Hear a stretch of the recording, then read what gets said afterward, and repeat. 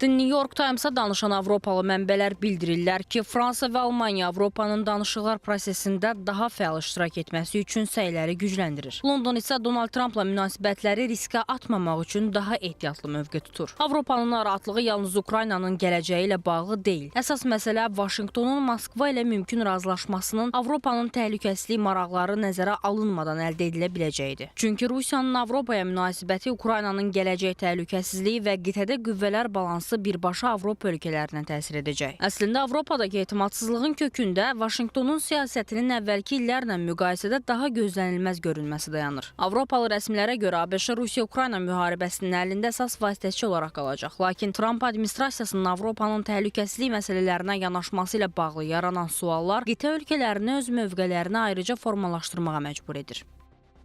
Avropanın əsas problemi ABŞ-nin artıq Avropanın təhlükəsizliyini əvvəlki kimi özünün həyatı marağı hesab edib etməməsidir. Buna görə də Avropa danışıqlar masasında mütləq yer almalıdır. Əks halda Vaşinqton və Moskva arasında əldə ediləcək razılaşmanın nəticələri ilə ən çox üzləşəcək tərəflərdən biri Avropa olacaq.